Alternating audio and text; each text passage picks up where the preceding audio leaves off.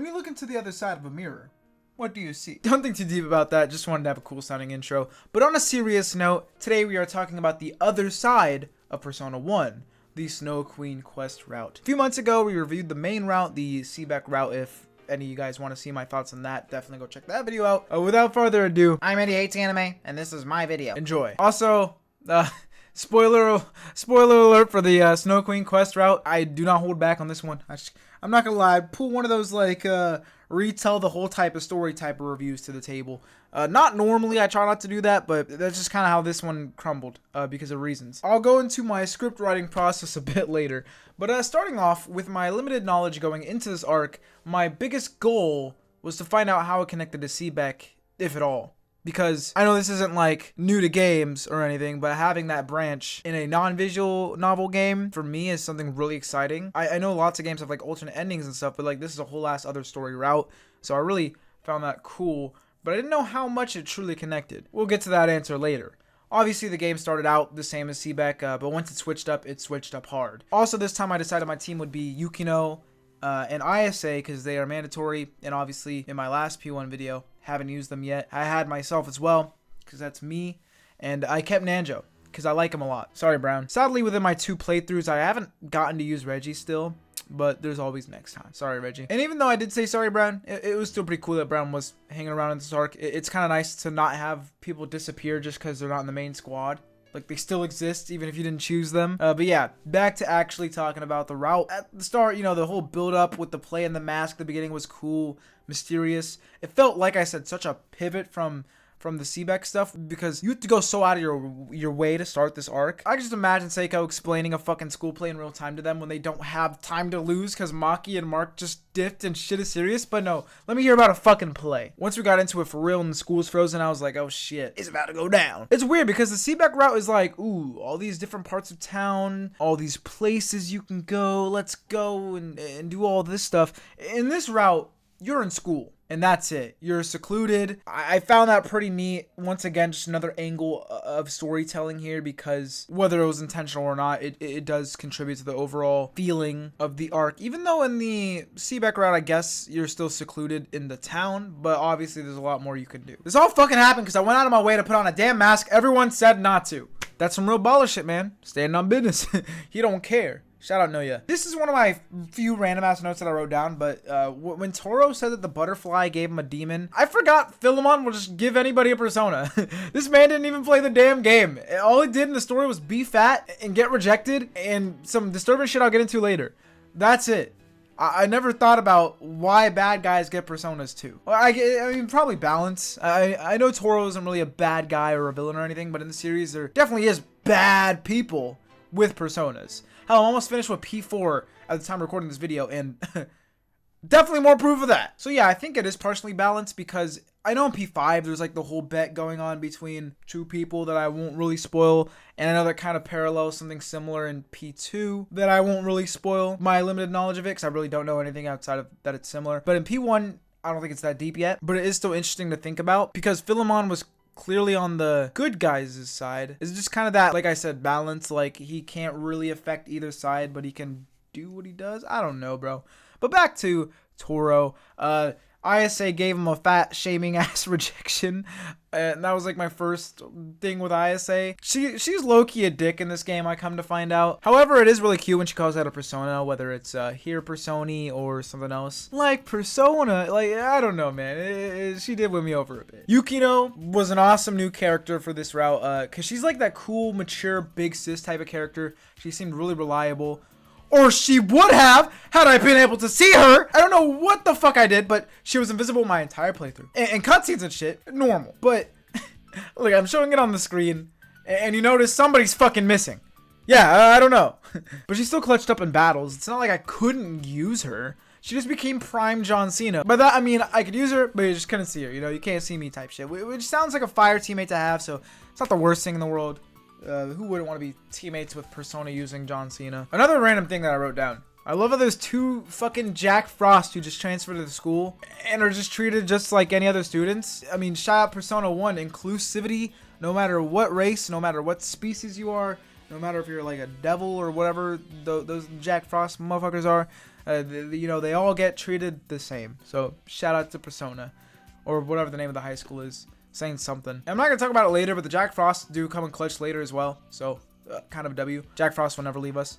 Now on to the actual main meat of the game. JK. Before we continue, let me talk about my original plan. Because it's not an Eddie Persona or old Sona playthrough without a fuck up. Modern Sona, pretty straightforward with how to get ultimate Personas. Old Sona is a bit harder, as we know, because from the Seaback route, where if you didn't make the right decisions, you wouldn't get the shit for the ultimate Personas. This time, though, it was even harder. Because in this route, the gameplay is there are 3 towers at different difficulties. Normally, you start with the easiest, and then you go to the harder ones as you level up. But to get the ultimate Personas, you need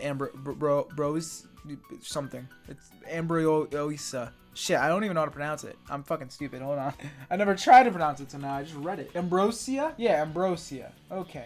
I know how to talk. Food or drink for the gods of mythology. Yeah, it ties into the whole theme situation. Yeah, you need Ambrosia, one for each or whatever. But you only get 2 doing the normal path, or 3. I don't remember, actually. But you can get up to all 5 based off of the order you do. So my original plan was, let's do Thanatos Tower first. That's the hardest, but it's gonna be a breeze, you know? I leveled up to 18 before. All my teammates were at level 18 because the part of the game where it was just me, I grinded to level 18. Then when they rejoined me, level 18 for everyone. I thought I was good. Went to Thanatos Tower. Was humbled very quickly. Those motherfuckers were on like the 30s level wise, and after many hours of trying to make it work out somehow getting enough wins to level up in that tower and finesse it, I realized I should just say fuck the ultimate Personas. I'll do it when I replay the game, because that was not happening. So I retraced my steps, possibly used a save state. It started at the Tower of Hypnos. Very easy tower, but Dream World was cool. I like the psychological aspect in the game and the series as a whole, and this pushes that forward, looking into these hopes and dreams for the relationships and connections of the characters trapped in there. I also haven't mentioned this yet, but if you didn't know, each tower has a time limit. I believe this one was like 2 or 3 hours, though. It was a pretty long one, but that was an awesome aspect of the game. Or this route as well. It gives you little time to grind in the main dungeons, and it forces you to use the optional dungeon, which is called Devil's Peak. We'll talk about that a bit more later as well. But you just got to continue battling once you get into a tower until you get out, or you take the L. I'm not gonna lie, I did not write a lot of notes for Hypnosis Tower, and it's actually been a while since I beat the game at this point. I just got lazy and took forever to write additional thoughts down, so I kind of forgot a decent amount of the small stuff, so let's move on. Totally non-thorough review. My fault, gang. And yeah, after each tower, I'll grind a bit at Devil's Peak. I'm not sure which one I prefer. Well, actually, I do. I definitely prefer Devil's Peak to Mikage Ruins from the Seaback route. Just because Devil's Peak, I feel like it's more important to getting the ultimate Personas in the replay than Mikage Ruins. Because if you beat the game, you can use it before clearing Hypnos Tower rather than unlocking it after. So next playthrough, that's definitely going to be clutch. So I probably prefer Devil's Peak, and it sounds cooler than Mikage Ruins. But yeah, after Hypnos Tower, did a tad bit of grinding, and then I hit up the Nemesis Tower, not Thanatos, because fuck that. The boss of this one was Michiko. She was cool. She had the whole thing with beauty in that. You know, there was a part where she made like icy face herself just a tad bit. So there was some nice things going on in there. Michiko's name is also a play on words with beauty and kid and something else. I don't remember, but cool. Not only for this tower, but for all of the towers, the actual idea of each tower's themes and how they tie into the overall themes went a bit crazy. Because at the end of the day, Persona 1 is really about facing those inner doubts about yourself, not running away from them. And they use these fantasy worlds to do it, you know, showing what the characters dream of or what they think they dream of via escapism. A lot of these concepts obviously carry on into the later games, but I'm talking about Persona 1 here. They did it in Persona 1 first, so that's why I'm talking about it, you know? Michiko brings a few gimmicks that were very unique to her own tower, like telling you to either continue the tower or go a different route to get a mirror shard. Which are pretty important, by the way. If you're watching this video and don't know what a mirror shard is, probably shouldn't be watching this video. This is more like a my experience with the game type of video rather than a review, if that makes sense for the general audience. This is like, oh, you've played this game? See how fucking stupid I am. But yeah, if you took longer to reach her boss, her strength goes higher. In this fucking tower, I forgot to mention, as the most disturbing thing I've ever seen, this torture chamber. That's what I mentioned earlier, but I don't even want to talk about it anymore. Yuck. Let's move on to talk about the rest of this tower. It just wasn't that bad overall, I don't think. Or maybe I'm just changing my memory and remembering it as an easier time as it was in hindsight, because when you don't remember something, reality can be whatever you want, man. Yeah, like I said, I just wrote the script yesterday and I'm going off notes that I wrote months ago. Anything that I did not write. But let's move on to the craziest tower of the game. Thanatos Tower. Low-key challenging. I grinded a lot beforehand, but the enemies were tougher. The spells they used were tougher as well. The actual labyrinth was kind of crazy too. Adding on top of that, the fucking start of the tower, Yuriko, the boss of this tower, takes away either you or Yukino's persona. And then if a party member faints, you gotta retrieve their personas too. Ah! It's a lot if you aren't prepared. Even though I was prepared because of guides and shit, I still felt a little unprepared. The concept of Thanatos was really interesting here, obviously knowing how it's used in Persona 3. And I like how they tackle the concept of death and how necessary it is in its own way. Because in P1's case, it's someone who chose death, afraid of the potential of the life ahead of her. She killed herself when she said, if it doesn't get any better than this, it only goes down from here. For the rest of my life, will I ever be happier than I am now? Holy shit. And yeah, after she gets beaten, I realize, hey man, she's pretty cool. Like really cool. And I think she's definitely in the runnings for the cutest girl in this game. Just a sweet smile. The bouncy ends of her hair. Definitely a wonderful design and character. But that's what makes it even sadder, because once you get a chance to fall in love with this character, you realize, you know, she can't take back the choice she made all the time ago. And you just gotta accept, just like she now does, that she's passed.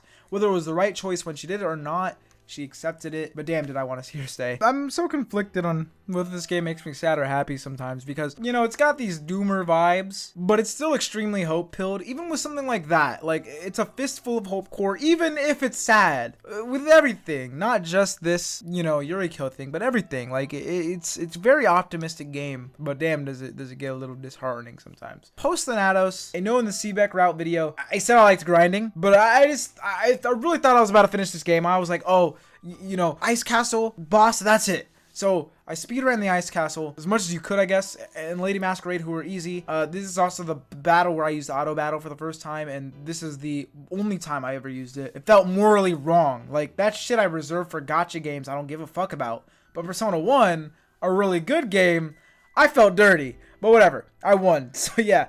But then after Psycho was freed, I realized, the game hasn't ended yet. This shit is still frozen. In fact, it's even more frozen. God damn it! So, the Night Queen. Yeah. The backstory of Seiko and her buddy Tomoni and how this all came to be was really nice. But god damn it, the Nyx! We gon' die, man! Why would they even keep using this mask if it curses people? Oh my god, L school, bruh. God damn it. I gotta die because this bitch got lied to. I'm not gonna go super in depth about the backstory, but the school's dark secrets really were just from some small misunderstanding between two friends and a mask. Don't forget the mask. If there's one thing I learned from JoJo's, it is that masks are, I guess, the root of all evil. I don't know what I was going with that. But let's talk more about the queen. Awesome design. Top 2 in P1 with Maki at 1, Yuriko at 3, Philemon at 4. I think P2 Philemon looks cooler. He would definitely compete for 1. But I am also just throwing out random ass numbers. Not an actual real order there. But I think this design is pretty awesome. So, god damn it. We suddenly had this big ass orb in the room. And another fucking dungeon to crawl. I love dungeon crawling, don't get me wrong. But I thought I was going to be finished with the game like an hour ago. So I was fucking done with this point. I was pissed. I forgot all about the mandatory Persona near the end of the game twist that always happens without fail. So I said, fuck it. Gotta prepare for the worst. I bought 100 beads, 100 revival beads, or 99 I guess, not 100. 20 bomb of lives, pretty much everything I could get. I already had all the best armor and guns and shit, besides the ones that you'd unlock with like 12 mirror shards or stuff like that. I wasn't gonna do all that, or casino shit. I wasn't gonna do all that. I still don't know the rules to the casino games. This is a straight blood, sweat, and tears, baby. I was originally planning to go in with a vanilla ass Lalim for the protagonist, because, you know, the guide, at that point, like I said, I wanted to finish the game, because I had been grinding this shit literally all day at that point. Like, the whole last however many hours, like, the Thanatos Tower through the end, I did it all in, like, one run. I was ready to finish at this point. It was really fucking late, too, and I looked it up, and they said, oh, with a Lalim, you're good. So I was gonna go in with a vanilla-ass one, but suddenly Brown came through with a Scorching Tablet. So, of course, I made another one with Megiadola, I think is how you say the move. I didn't write that part down, but I think that's what the move is called, the Nuclear Attack. And that definitely came in clutch later. And the last dungeon was kind of hard as fuck, even with a guide. I'm not gonna lie. I ended up resorting to watching a YouTube video and quite literally following it step by step, rewinding every 5 seconds. Because before that, even following a guide, I just got irredeemingly lost. It was over. So I had to use the video. One thing I was realizing, though, towards the end of the game, or the end of the route, was that a whole arc without Maki is pretty saddening. But right when I was thinking that, the fucking cutscene with her in the mask came. I was hype as hell. Then Aki and Mai, everything was starting to make sense little by little, even though I was more confused. More stuff got answered later, but it was still making a little bit of sense, like how it connects, because not much of this game plot-wise comes together till the very end in general. I feel like the Snow Queen quest is a thematic first, plot resolving second type of game, if that makes sense. Like, in the end, it gives you all the answers you want in the first place. It makes you stay patient. It doesn't really rush to any conclusions, which I think is a good thing for it, by the way. But yeah, back to that last dungeon. Honestly, as much as I hated navigating that place, it did make me respect the Snow Queen quest route so much more, as it and the other dungeons are very much their own things than just a small little side piece to the Seebeck route. There is so much more effort into these layouts than I would have assumed going in, and I just gotta tip my hat. Oh yeah, Kondori's here too with Maki. I guess this is one of Kondori's other plans, just in case the main shit didn't happen. I don't know. All I only know is that him and Maki with the Night Queen are so much more OP together. I'll talk more about them after I talk about the final battle, though. That final boss theme went crazy. Another hour or two long battle. I went into this boss fight at level 45 to 47-ish for everyone. I was probably not supposed to do that. That's even lower than when I did the Seebeck route. But I did beat it right after I was fucking fed up. I was like, okay, 10 more minutes. If I don't beat this shit in 10 minutes, I'm going to sleep and I'm finishing it tomorrow. I'll beat it like a minute after that. And then I really like the line at the end with like, the eternal night will fall again. I know this isn't the same Nyx as P3 technically, but headcanon-ish in terms of the eternal night type of thing. I'm going to force that to be a connection in my head, because I know the Nyx in P3 is actually like an alien, while the P1 Nyx is like, you know, from the collective consciousness or whatever. In P3's, you know, god alien thingy. I don't know. I'm just trying to force a connection where there isn't one, but in terms of thematic, I guess it's close. Kind of. I don't know. And then with Maki and Kondori, I'm assuming those were actually them with the Nyx, or at least some sort of avatar thingy, because the whole dimension thing was going on still. I might just be forgetting shit, but whatever. I'll pay a bit more attention next time I play the game. I do know after the battle, it's alluded that they at least share, like, even if this isn't really Maki, let's say, she's got to at least share a consciousness with the real fake Maki. That's a confusing way to say it. I guess let's use Kondori. He's a better example. You could say that still holds a connection with the real Kondori, because there is the line of like, we will meet again and all that shit. So I do feel like the whole final arc was Maki warning us that she still needs help. I just don't know if her physical body or Kondori's physical bodies were the same exact ones as the real world outside of the school, or if it was like Avatar type shit or different dimension type shit. I don't know. It wasn't maybe it's more open to interpretation, because it wasn't really like delved into, or maybe they are just the actual people and I'm overthinking it, but that's that. With how it connects to the Seebeck route, though, I do love that it's essentially a prequel confirmed. That was cool as hell, and I like it better because now it's my headcanon that they have even more experience persona-wise going to the Maki situation. Although knowing how that ends, I guess it is still kind of sad. I would like to play them in reverse order someday, with Snow Queen quest first and then this Seebeck route. Oh my god, guys, it's not even that late. I'm just not in a recording video mood right now, but I gotta get this video out because I said it was gonna come out tomorrow. It's today. It's almost tomorrow. Normally I don't do videos the day before, bruh, or at least I try not to anymore. But yeah, I do like how in the grand scheme of things, it's just a school rumor, but it was a huge deal. Like, the escalation with the Eternal Night shit, it could have ended the world. And yeah, when the game ended, you know, I heard voices again, had me in tears. One of my favorite Persona songs ever. But I will not let it slip without talking about the original Persona PlayStation good ending for the Snow Queen quest, because I listened to that song. Fucking peak. Nice little fantasy start, and then it gets all wacky and crazy. That shit was hella hard. One of the comments on the YouTube version said that it sounded like a Toho song, and honestly, that's a huge compliment that I agree with. Toho music goes fucking bananas. Obviously, Persona's does too. Just a big W overall. I liked Philemon at the very end. You know, a little yellow butterfly appearance. Till next time, Persona 2, homie. I want to cosplay him someday, because I got the hair, and I just need a mask to cover up my mustache, and the fact that I'm Mexican, and I'll be good. Random side note I'm throwing here. I do plan to play that random P1 phone game someday. I'll make a video on that too. Just letting y'all know. Basically, every single game but Persona 5 and Royal are getting videos. Because I played those back when I was 16. I can barely even remember my first P1 playthrough after a couple months. You think I can remember the P1 playthrough after 5 fucking years? No way, Jose. But the spin-offs might get a video. We'll see. And yeah, that's the video. Kind of shit.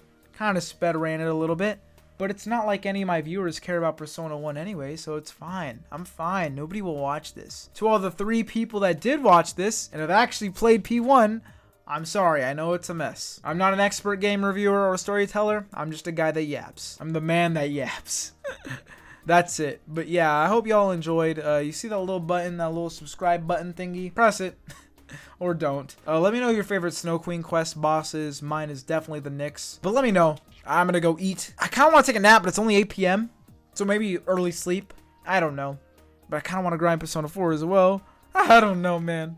Peace. I lied. Before peace, it's kind of sad because I know I'm gonna make a video on the P1 manga and the light novel too, but this does feel like I'm saying goodbye to P1. Although I'm definitely gonna play it more in the future. It's just kind of sad finally saying goodbye. Like I do love P1 a lot. I've come to like it a lot more than I ever thought I would. And it's genuinely up there with my other favorite Persona games. Like it's so good.